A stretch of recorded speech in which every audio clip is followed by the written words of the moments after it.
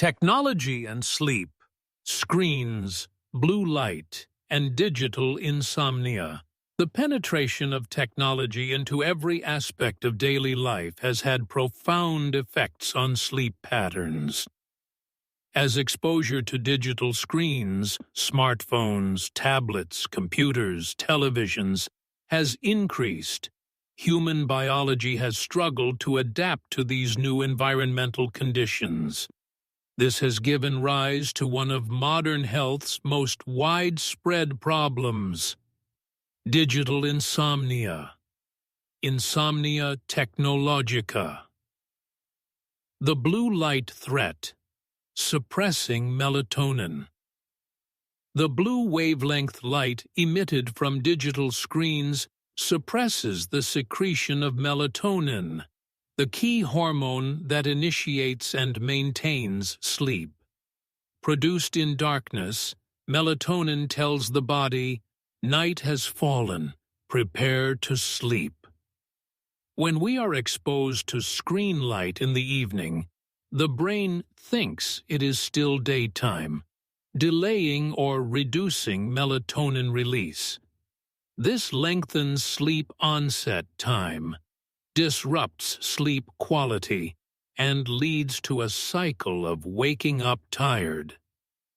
Studies have shown that the more we use screens in the 1-2 hours before bedtime, the more the deep stages of sleep, including REM, are reduced, thereby impairing memory consolidation, cellular repair, and emotional regulation.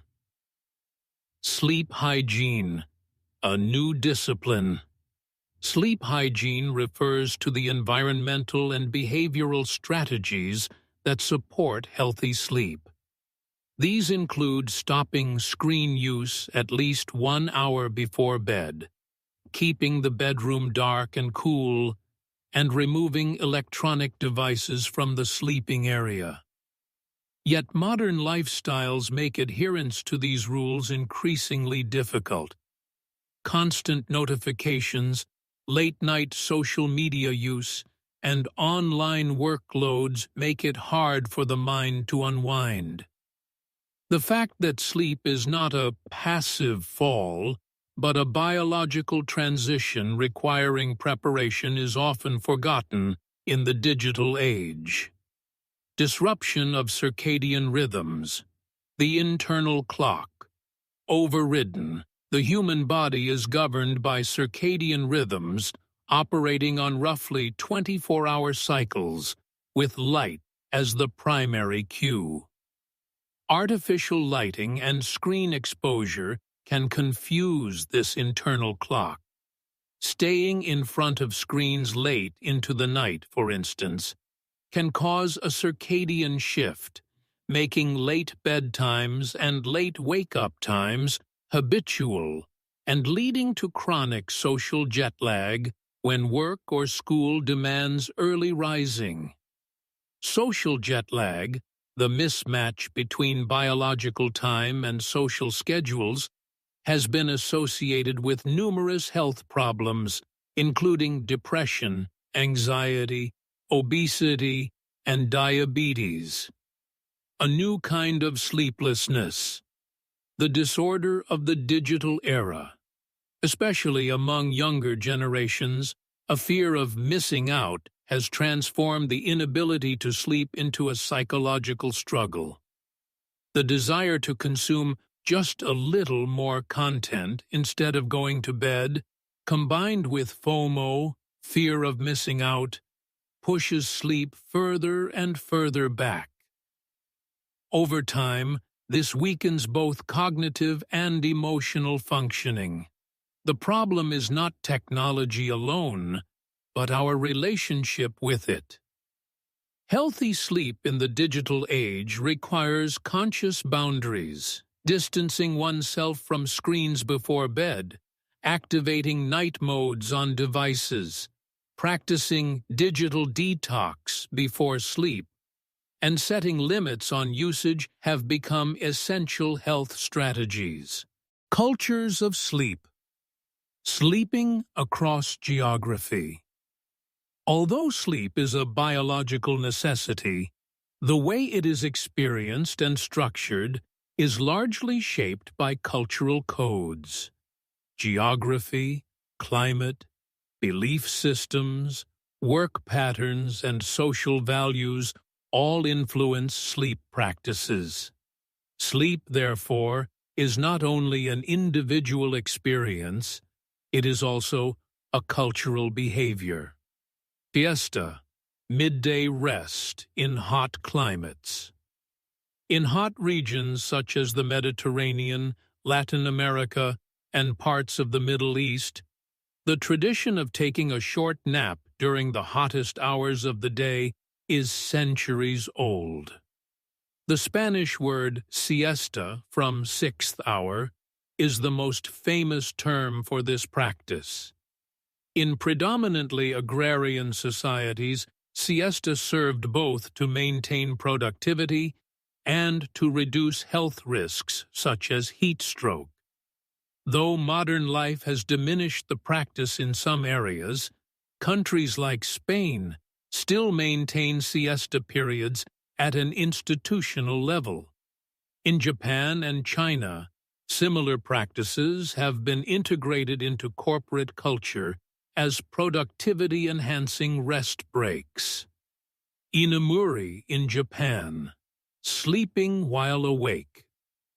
In Japanese culture, the term inamuri literally means sleeping while present.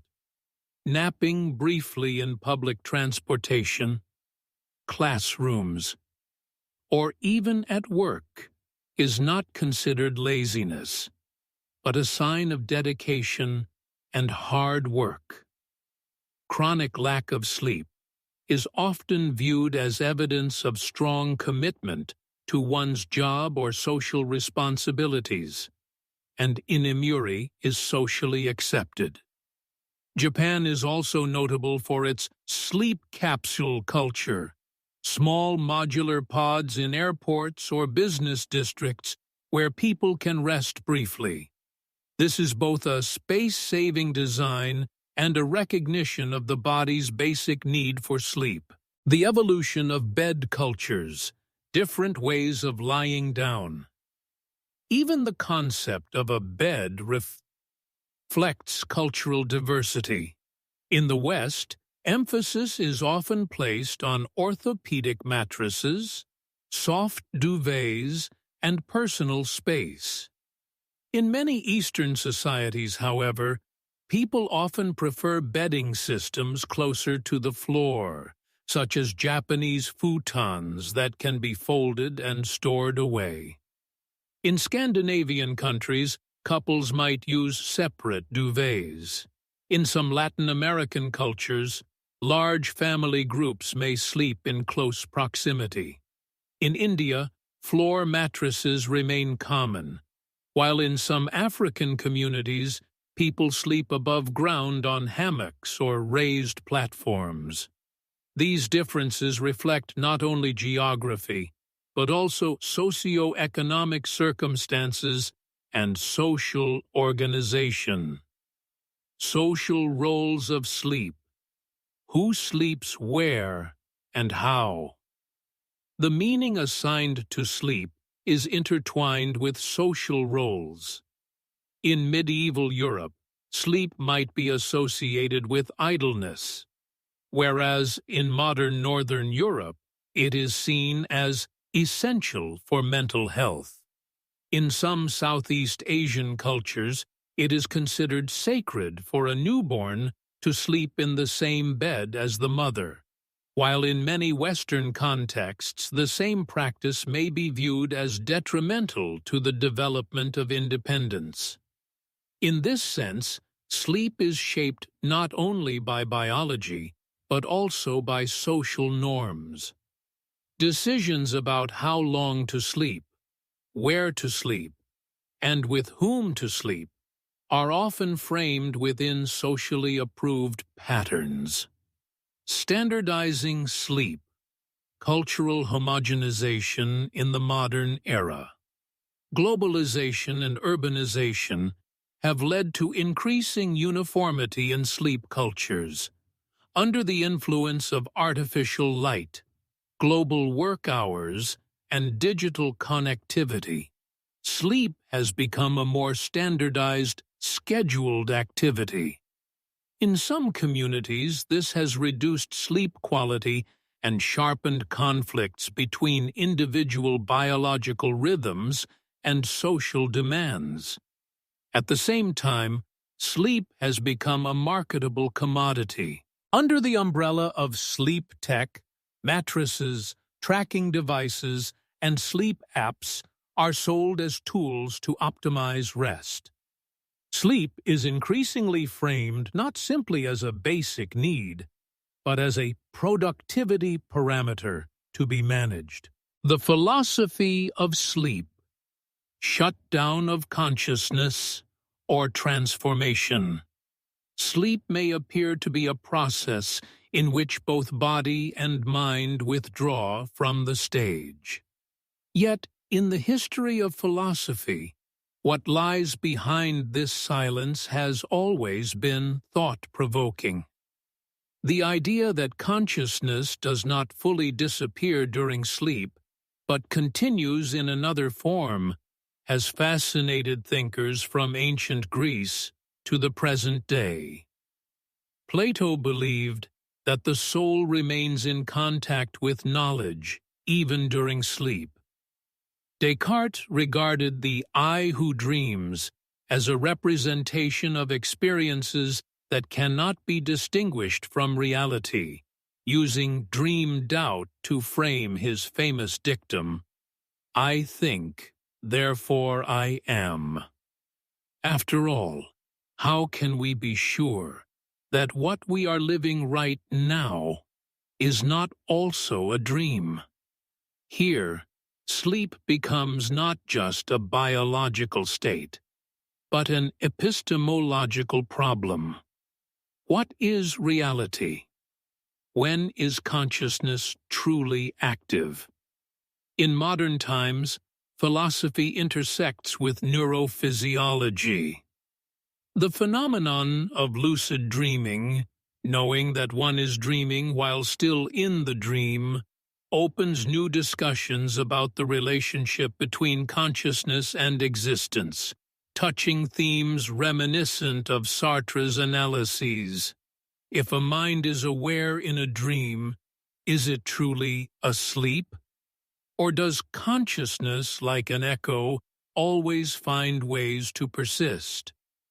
From this perspective, sleep may not be the shutdown of the mind, but a transformation of modes of being.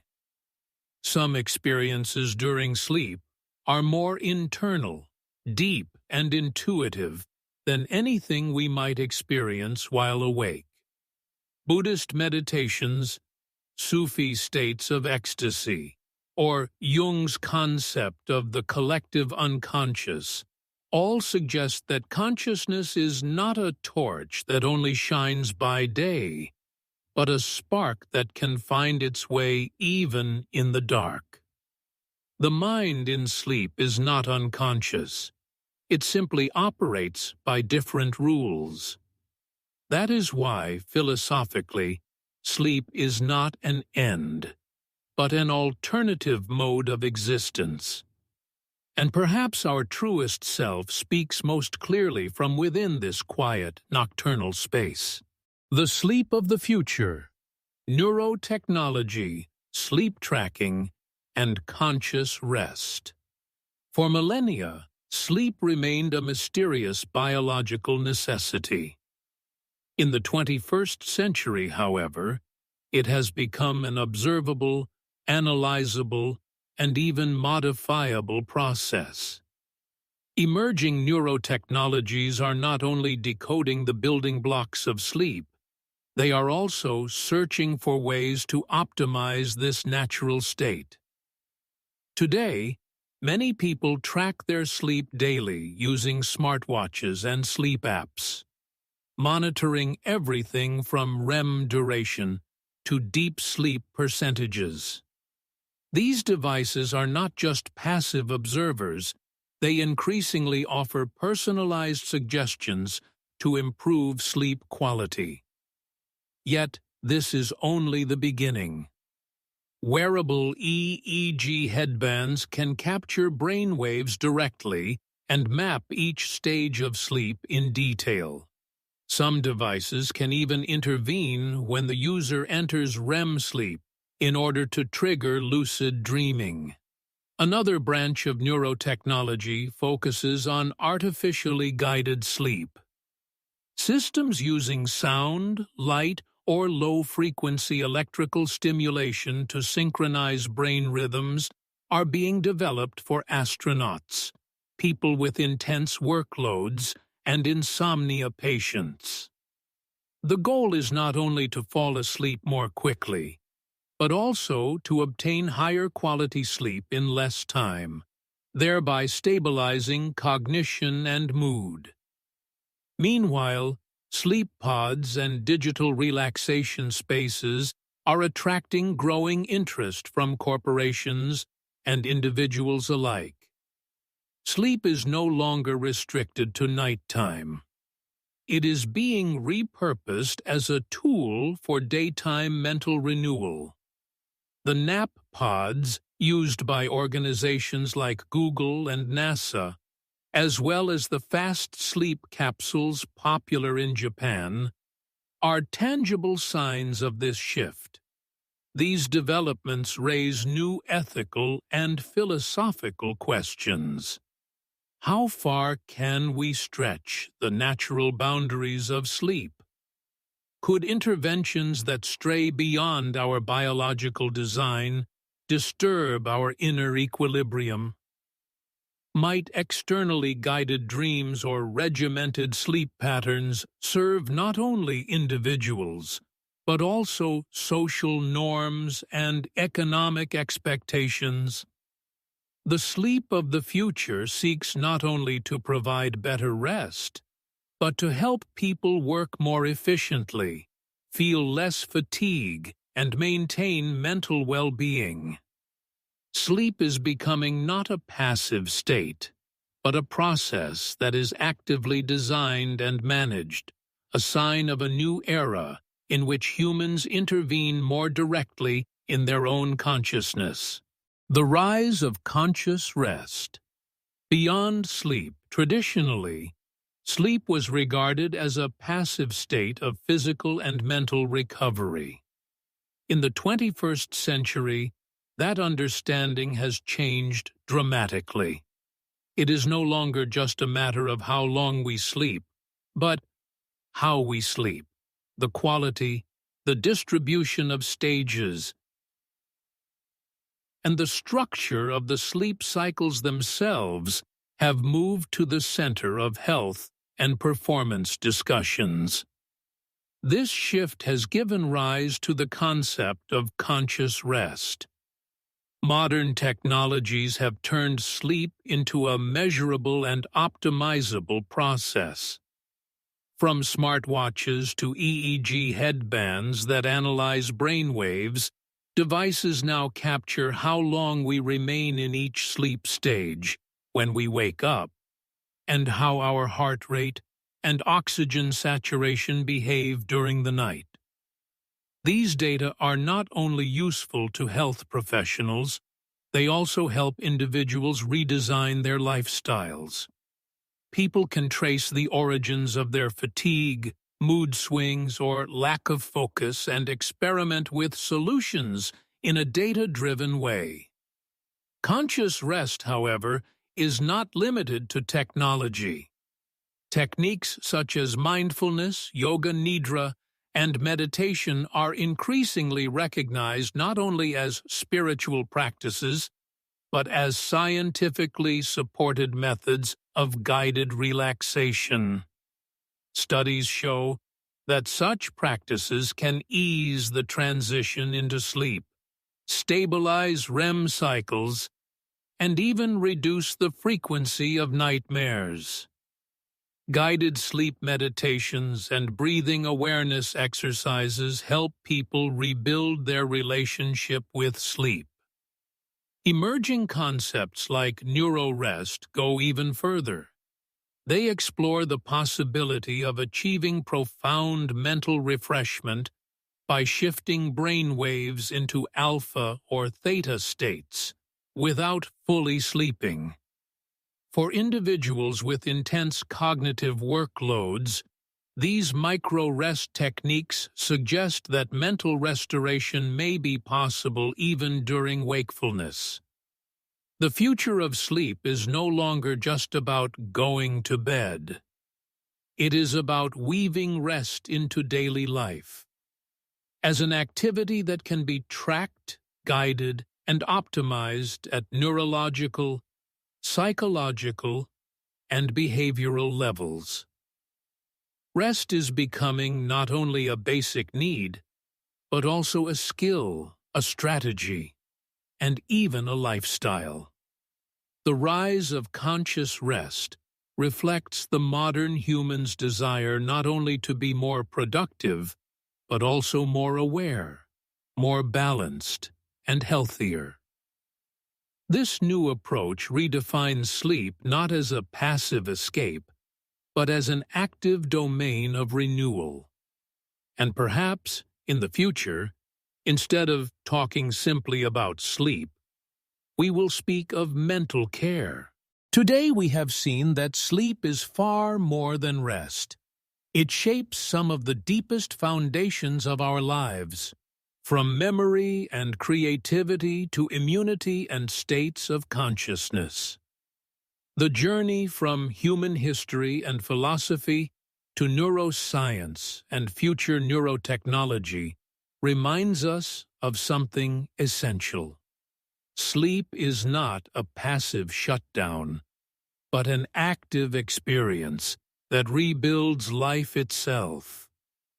And perhaps most importantly, so to unravel the mystery of sleep is to take another step on the path toward understanding ourselves. For every night when we close our eyes, we do not simply turn to darkness. We open a window onto the deepest mirror of our own mind.